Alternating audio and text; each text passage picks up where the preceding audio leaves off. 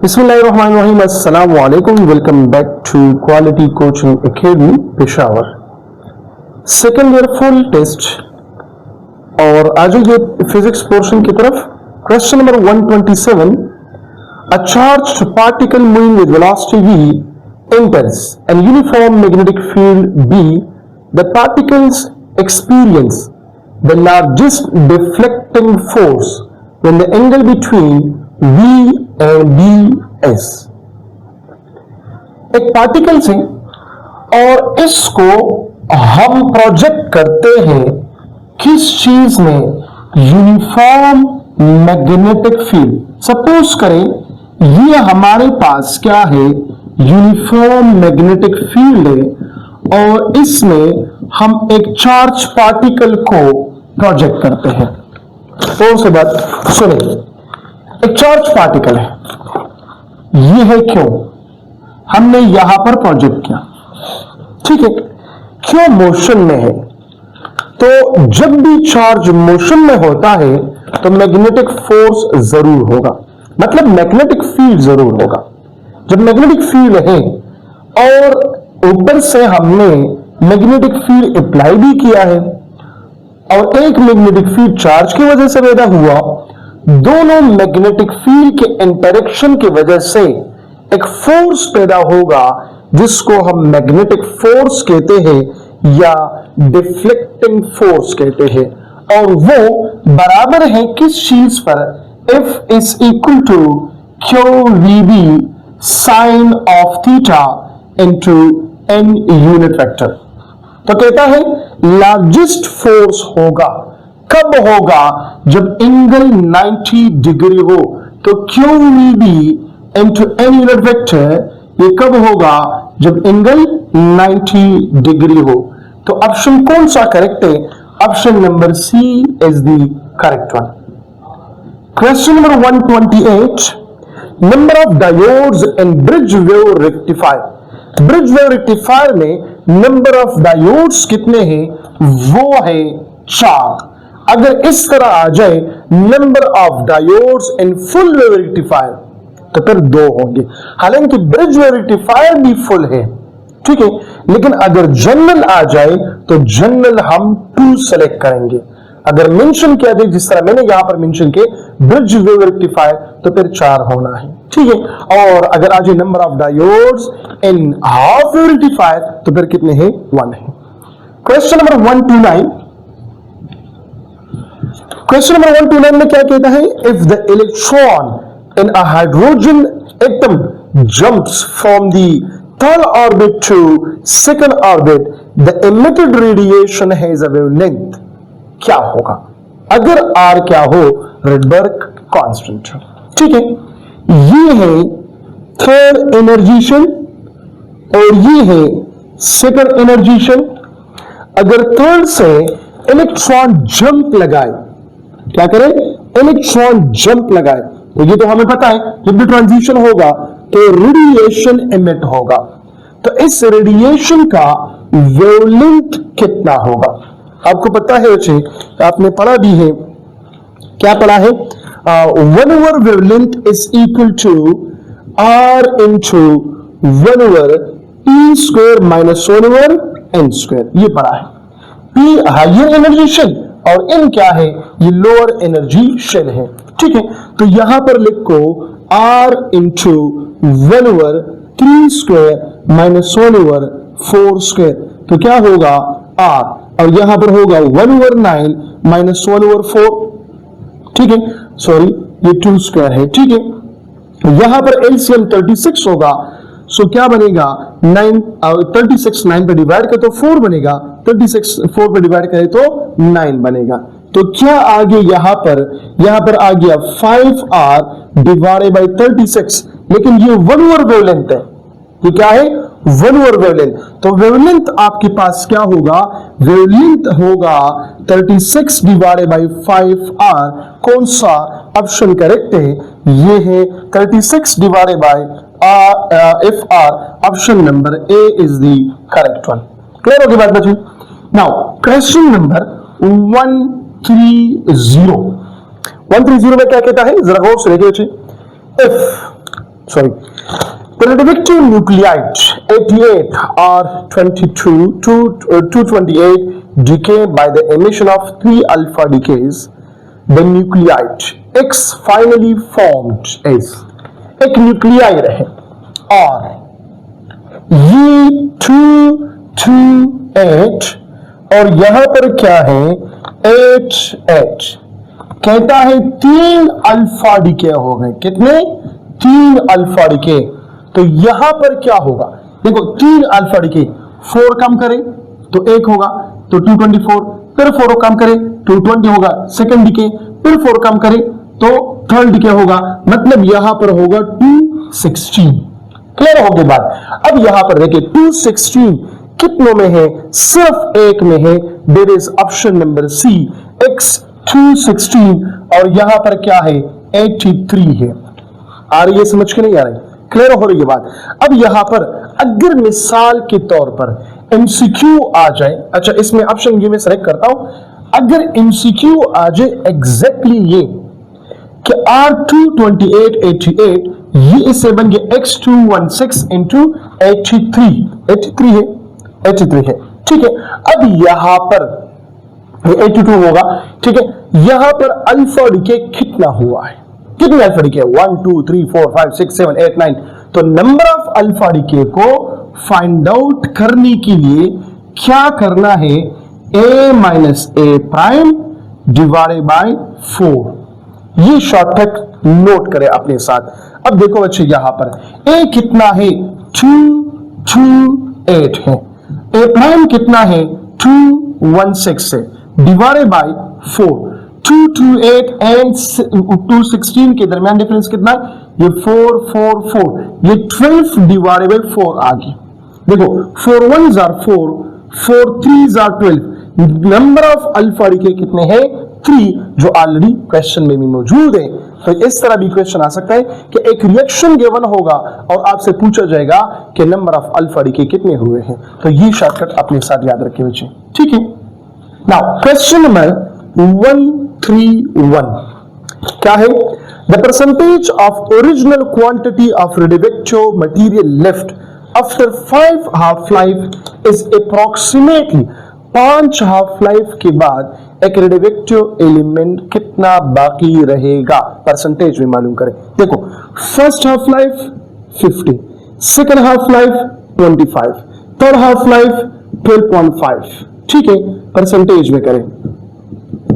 Fourth तो 6.25, fifth तो ये जगह 3.012 अप्रोक्सीमेटली इक्वल टू 3। आ रही है समझ को नहीं आ रहा है? ठीक है, फर्स्ट हाफ लाइफ देखो 100% है, 100 को 2 पे डिवाइड करें तो 50, फिर 2 पे डिवाइड करें 25, फिर 2 पे डिवाइड करें 12.5, फिर 2 पे डिवाइड करें, फिर 2 पे डिवाइड करें तो अप्रोक्सीमेशन हमारे पास कितना रेडियोएक्टिव एलिमेंट बच जाएगा? वो है 3%। Option number B is the correct one. Question number 132 क्या है? Light of frequency 1.5 times the threshold frequency is incident on a photosensitive material. If the frequency is halved and the intensity is doubled, the photocurrent becomes, क्या कहता है जरा गौर से सुन। If naught को इसने क्या किया है? If naught को इंक्रीज किया गया है 1.5, कितना? 1.5 टाइम्स ज्यादा किया है। ठीक है, फिर क्या कहता है? Sorry, light of frequency 1.5 times the threshold frequency. Light का जो फ्रीक्वेंसी है वो 1.5 ज्यादा है थ्रेशोल्ड फ्रीक्वेंसी से। तो क्या कहते हैं? अगर इस फ्रीक्वेंसी को हम क्या करें? हाफ करें, 0.75 करें तो फिर क्या हो जाएगा? ठीक है, फोटो करंट बिकम 0। क्यों 0 होगा? क्योंकि फ्रीक्वेंसी अगर इक्वल या ग्रेटर है थ्रेशोल्ड फ्रीक्वेंसी से तो फोटो इलेक्ट्रिक इफेक्ट होगा।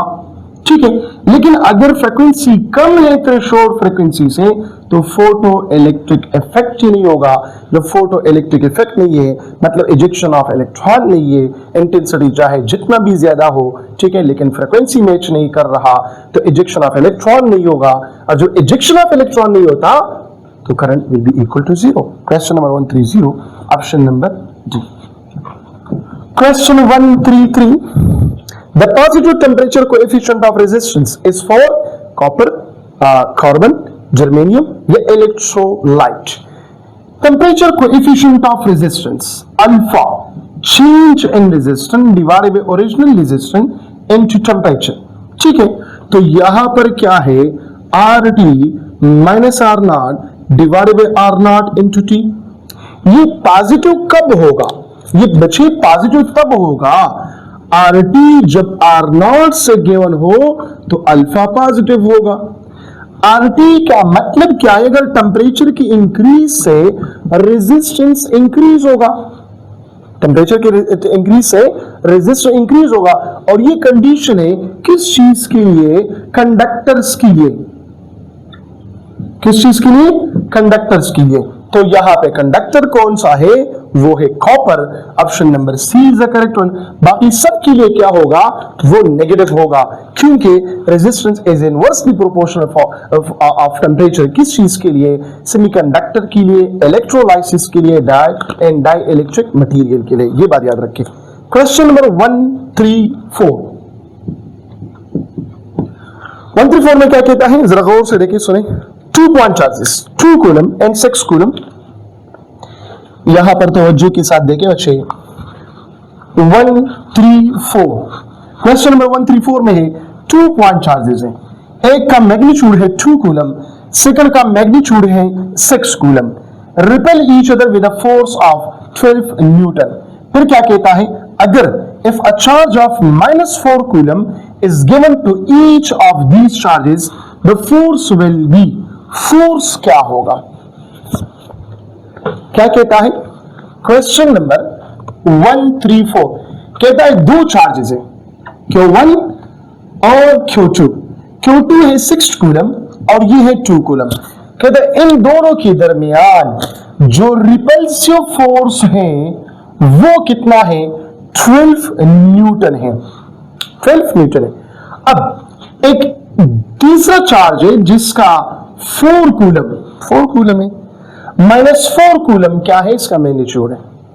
अगर ये इसके करीब हम लाए और इसके करीब हम लाए तो फिर इन दोनों के दरमियान फोर्स कितना होगा। ये इसके करीब लाए तो क्या बनेगा, ये अगर हम इसको प्लस करेंगे तो इससे आएगा -2 कूलम, और यहां पर जो Q2 है यहां पर प्लस करेंगे तो 6 - 4 इज इक्वल टू 2 कूलम। तो फोर्स कितना होगा, फोर्स होगा 2 2s are 4, -4 न्यूटन, -4 न्यूटन। लेकिन बच्चे आप लोग देखें ऑप्शन में -4 नहीं है, उसमें अट्रैक्टिव रिपल्सिव है। तो यहां पर देखो माइनस और प्लस है, तो माइनस और प्लस क्या है, अट्रैक्शन शो करता है। तो हम लिखते हैं 4 न्यूटन अट्रैक्टिव, 4 न्यूटन अट्रैक्टिव। याद रखो अट्रैक्टिव फोर्स हमेशा के लिए क्या होगा, ये नेगेटिव होगा, क्योंकि अट्रैक्शन होता है because of multiplication of positive and negative. ठीक है, question number 135, at first time constant the capacitor is discharged.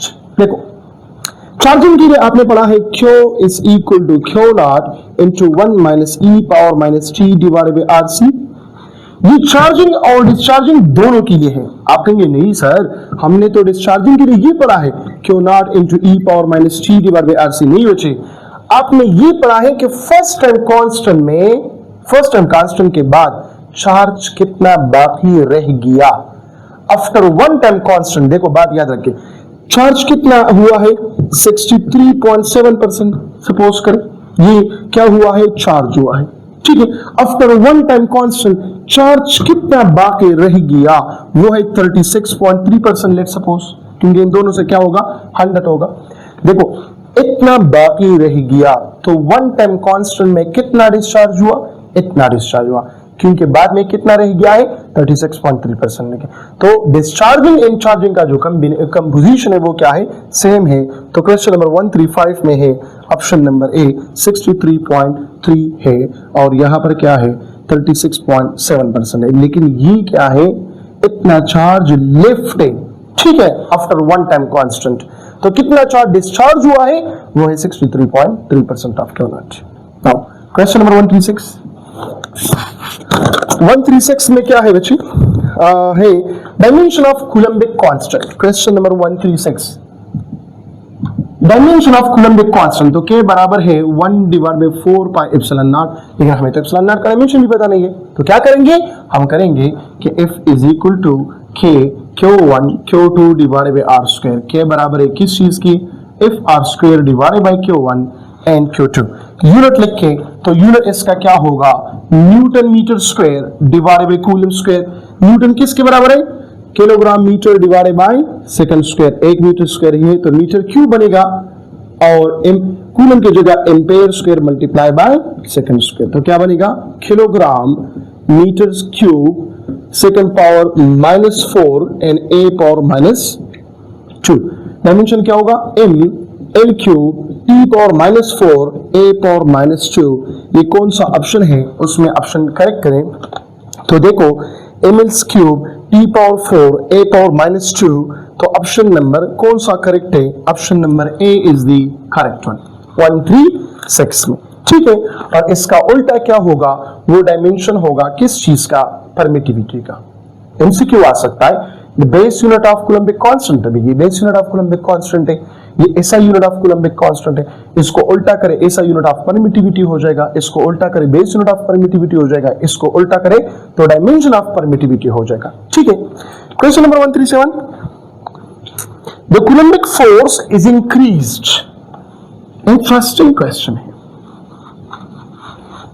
Coulombic force increased by 2 times. It's mean that the distance between charge will be decreased by, कहता है question number 137, अगर force को हम double करें तो इसका मतलब ये हुआ कि आर प्राइम कितना टाइम डिक्रीज हुआ है।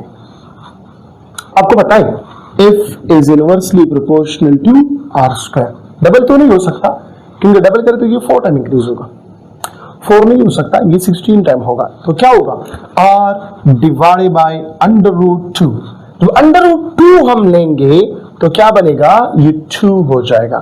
तो याद रखिए इंक्रीज के लिए F prime is equal to n time of if R prime बराबर हो जाए R divided by √n time, या F prime is equal to F divided by n अगर R प्राइम बराबर हो जाए R divided by n, R divided by नहीं sorry √n times of R। अगर F prime is equal to n square of F हो जाए तो अगर R प्राइम हमारे पास होगा R divided by n, F prime is equal to F divided by n square अगर हमारे पास R प्राइम हो जाए n टाइम्स ऑफ R। ये 4 ट्रिक्स है, ये याद रख क्या करें। ठीक है, ट्रिक्स नहीं है, सिंपल अल्फाज है। F is inversely proportional to R square, इन पर ये चीज है। क्वेश्चन नंबर 137 में कौन सा ऑप्शन करेक्ट है? Option number C, decrease by √2 times, option C is the correct one. Question number 138, if 500 joule of work are required to carry a 40 coulomb charge from one point to another point, the potential difference between these 2 points। Potential difference का formula क्या है? ये है delta V work done per unit charge. ठीक है, तो work कितना हुआ है एक चार्ज को कैरी करने के लिए? 500। कितना चार्ज कैरी करने के लिए? 40 कूलम के लिए। ठीक है, एक 0 इसके साथ खत्म हो गया, 4 1s are 4, 4 1s are 4, एक यहाँ पर आ गया, 4 2s are 8 फिर आ गया। ठीक है, 0.5 12.5 उल्टा आ जाएगा। तो ऑप्शन कौन सा करेक्ट है? Option number A is the correct one. Question number 139 के the specific resistance of a wire varies with its length, vary with its cross section, varies with mass, that do not remain same on length, area and mass. Does not remain same। देखो याद रखो, ये depend ही नहीं करता। Specific resistance does not depends on मास, यहां पर है। ठीक है, does not depends on mass, length and area. अगर स्पेसिफिक रेजिस्टेंस जिस चीज पर डिपेंड करता है वो टेम्परेचर पर डिपेंड करता है और मटेरियल मीडियम पर डिपेंड करता है। स्पेसिफिक रेजिस्टेंस है क्या चीज? वो है रेजिस्टिविटी। तो option number B is the correct one है कि rho is independent on which area radius length, ठीक है, और मास पर भी डिपेंड नहीं करता। Next one, question number 140, alpha rays emitted from a radioactive substance are negatively charged particle, hydrogen nuclei, helium nuclei and electron। जब alpha decay होता है, क्वेश्चन नंबर 140, अल्फा डिके में x यहां पर आ जाएगा, फॉर एग्जांपल a, यहां पर आ गया z, जब ये हो गया y into a minus 4 z minus 2, तो ये क्या होगा, हीलियम न्यूक्लियाई होगा, और प्लस यहां पर क्या होगा, हीट खारिज होगा। तो क्वेश्चन नंबर 140 में ऑप्शन कौन सा करेक्ट है, option C. Question number 141, which of the following series lie in visible region? visible region में कौन सा आता है, बाल्मर सीरीज, और अल्ट्रावायलेट में कौन सा आता है, Lyman series, infrared, near infrared में कौन सा आता है, पास्टन, इंटरमीडिएट इंफ्रारेड में कौन सा आता है, ब्रैकेट, और फॉर इंफ्रारेड में कौन सा आता है, वो है पीफर। क्वेश्चन नंबर 142 क्या है, if I maximum is equal to 10 ampere, I RMS will be. I RMS आपको पता है किस चीज के बारे में, I naught divide by under root 2। I RMS मालूम करना है, तो आई नॉट का जो वैल्यू है वो है 10 multiply by 1 over under root 2। 1 over under root 2 बराबर है 0.707, तो हम लिख सकते हैं मल्टीप्लाई बाय 10। मल्टीप्लाई बाय 10 का मतलब ये अगर यहां पर शिफ्ट करूं तो ये आ जाएगा 7.07 मल्टीप्लाई बाय 10 पावर माइनस 1, और ये 10, ये दोनों खत्म हो गया, 7 एम्पेयर आ गया। तो आईआरएमएस कितना होगा, 7.07 एम्पेयर। क्वेश्चन नंबर कौन सा, 142 में option number B is the correct one. Question 143, 143 क्या है, जरा गौर से देखिए बच्चे। The photoelectric effect is the ejection of electron from metal surface when the radiations, when it is heated to a high temperature, electron of suitable velocity strike it, radiation of suitable wavelength fall in it, it is made a strong magnetic electric field। नहीं, radiations of suitable wavelength या suitable frequency fall in it, दोनों लिख सकते हैं, ठीक है। Threshold wavelength या threshold frequency हम इसको कहते हैं। सो 143 में है question number option number C. 144, The magnitude of induced EMF in rectangle required। Magnitude पूछा गया है, magnitude, so N del flux B divided by delta T। Question 145, in power resistive AC circuit voltage and current are। power resistive circuit में क्या हो, ये V is equal to V not sin theta के बराबर है, और I is equal to I not sin theta, तो दोनों क्या है, इन फेज है, इन फेज, दोनों का स्टार्टिंग पॉइंट क्या होगा, सेम होगा। तो option number C is the correct one. Clear हो गई बात। क्वेश्चन नंबर 146,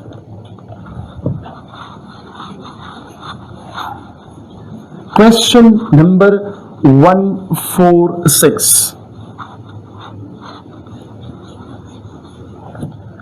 146 में क्या है, the north pole of a magnet is brought near a metallic ring, direction of induced current in the ring will be. Question number 146, एक coil है, इसके करीब हम नॉर्थ पोल लेके आ रहे हैं, तो डायरेक्शन ऑफ करंट होगा by this one, anti clockwise, और ये किसके थ्रू, ये बाय लेंज लॉ, ये हम कहते हैं। अगर ये अवे मूव करते तो ये फिर क्या होगा, क्लॉकवाइज होगा। अच्छा, करंट क्या होगा, मैक्सिमम होगा, ज्यादा होगा, करीब जा रहा है एंटी क्लॉकवाइज होगा, अगर दूर जा रहे हैं तो क्या होगा, क्लॉकवाइज होगा, और करंट का वैल्यू क्या होगा, ये कम होगा। क्वेश्चन नंबर 146 में है ऑप्शन नंबर, क्वेश्चन नंबर 147 में, क्वेश्चन नंबर 147 में है option number B. Question number 146 में क्या कहता है, which of the following formulas show bracket series 1 over lambda is equal to RH 1 over 1 square minus 1 over b square। ये Lyman series के लिए है, 1 over lambda is equal to RH 1 over 2 square minus 1 over b square। Balmer के लिए है 1 over lambda is equal to RH 1 over 3 square minus 1 over b square। ये Paschen के लिए है, तो जब तीनों नहीं है तो option number D is the correct one. Question number 148, a power capacitor is connected to a 220 volt AC source with a draw of 2 ampere current। The average power consumed, average power क्या है, तो power is equal to V I, power क्या है यहाँ पे v कितना है 220 है, मल्टीप्लाई बाई 2, ऐसे आगे 440। ऑप्शन कौन सा है? Option A. Question 149, maximum Compton shift आकर, कॉम्पटेंट शिफ्ट क्या है? Del lambda, change in lambda is called Compton shift. ये बराबर h डिवाइडेड बाय m naught c 1 minus cos of theta. अगर एंगल 0 हो जाए तो 1 माइनस 1 खत्म, एंगल 90 आ जाए तो मैक्सिमम होगा, एंगल 180 आ जाए तो cos of 180 minus 1, minus into minus ये प्लस होगा, तो होगा क्या 2h डिवाइडेड बाय m नॉट c। अगर एंगल कितना हो जाए माइनस 180 डिग्री, तो कौन सा ऑप्शन है? Option number C. क्वेश्चन 150 क्या है? गौर से देखें, the minimum energy required for pair production, pair production के लिए जो थ्रेशोल्ड एनर्जी है, जो वर्क फंक्शन है, वो कितना है? 1.02 mega electron volt. Option number कौन सा करेक्ट है? Option B is the correct one. Question number 151, phosphorus 32 is used for, किस चीज के लिए यूज होता है? स्किन कैंसर के लिए? नहीं। थायराइड ग्लैंड के लिए नहीं, वो उसके लिए तो आयोडीन यूज होता है, ठीक है। तो यहाँ पे कौन सा है? रेडियोथेरेपी, रेडियोथेरेपी के लिए फास्फोरस 32 यूज होता है, ये आपकी बुक में मौजूद है, option number C. Question number 152, volt second per ampere, volt second per ampere is the unit of inductance, किस चीज का यूनिट है? इंडक्टेंस, और ये बराबर है किस चीज के? हेनरी के बराबर है, ठीक है, क्योंकि ऐसा unit of inductance is Henry. तो ऑप्शन कौन सा करेक्ट है? ऑप्शन नंबर सी करेक्ट है। Question number 153, which of the following is not vector quantity? Electric field intensity vector है, ग्रेविटेशनल फील्ड इंटेंसिटी वेक्टर है, मैग्नेटिक इंडक्शन मतलब magnetic field vector है, electromotive force जो potential है, और potential हमारे पास क्या है? स्केलर है, तो option number D is the correct one. Question number 154, the charge on one electron is equal to, तो 1e किस चीज के बराबर है? 1.6 multiply by 10 power minus 19 coulomb. तो ऑप्शन कौन सा करेक्ट है? ये तो बच्चों वाला क्वेश्चन है बच्चे, option number B is the correct one. Question number 155 क्या है? The quantity 1/2 epsilon naught e epsilon naught e square has a significant of 1/2 e square of epsilon naught. ये एनर्जी डेंसिटी है, क्योंकि एनर्जी बराबर है किस चीज के? 1/2 e square epsilon not a into D, और एनर्जी डेंसिटी किसके बराबर है? 1/2 e square epsilon not a D divided by volume. तो a डी वॉल्यूम खत्म हुआ, तो ये टर्म क्या है? एनर्जी डेंसिटी है, तो energy per unit volume. Option number C is the correct one.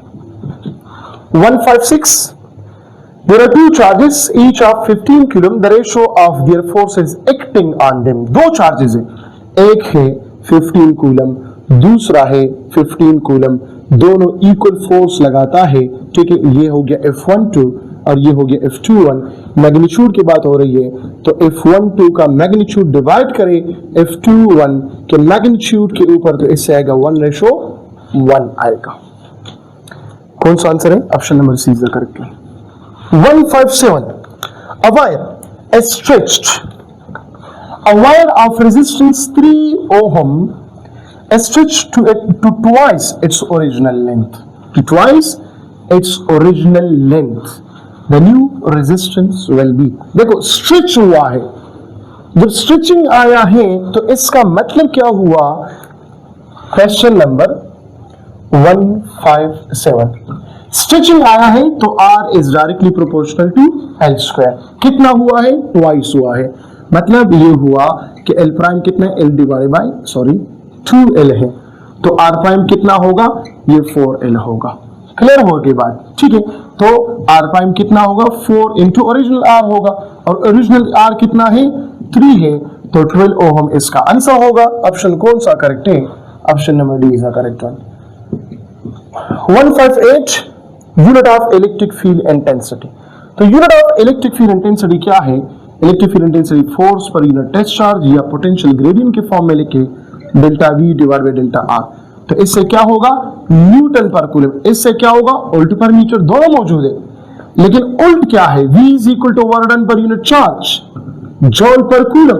तो इसको हम लिख सकते हैं ना कि जॉल पर कूलम पर मीटर। ये ऑप्शन मौजूद है, ये ऑप्शन मौजूद है, ये ऑप्शन मौजूद है। तो हम टेक करेंगे किस चीज को, ऑल ऑफ अबव को। Option number D is the correct one. Question number 159, the frequency of steady current. देखो स्टेडी करंट क्या है, डायरेक्ट करंट है। और स्टेडी करंट क्या है, ये हम कहते हैं the continuous motion of flow of charge, motion of charges is called steady current. Continuous का मतलब इसमें चेंज नहीं आता, फ्लक्चुएशन नहीं आता। और जब फ्लक्चुएशन नहीं आता तो फिर क्या होगा, फ्रीक्वेंसी इसका जीरो होगा। क्वेश्चन नंबर 159 में है option number A is the correct one. Question number 160, energy stored in capacitor is directly proportional to relative permittivity when. कब होगा, ये बहुत खतरनाक क्वेश्चन है। खतरनाक का मतलब नहीं, कंसेप्चुअल क्वेश्चन है। U is equal to 1/2 E square epsilon naught epsilon R A into D। हम कहते हैं U is directly proportional to epsilon R। Epsilon R के साथ डायरेक्ट रिलेशन कब होगा, मुझे याद रखो ये कंसेप्चुअल क्वेश्चन है। जब ये कैपेसिटर है और इस कैपेसिटर के साथ मैंने बैटरी कनेक्ट किया हुआ है माइनस, ठीक है, इन दोनों के दरमियान क्या है, इलेक्ट्रिक फील्ड है। यहां पर प्लस क्यों और यहां पर माइनस क्यों, ठीक है। फिलहाल एप्सिलॉन R नहीं है, एप्सिलॉन R नहीं है।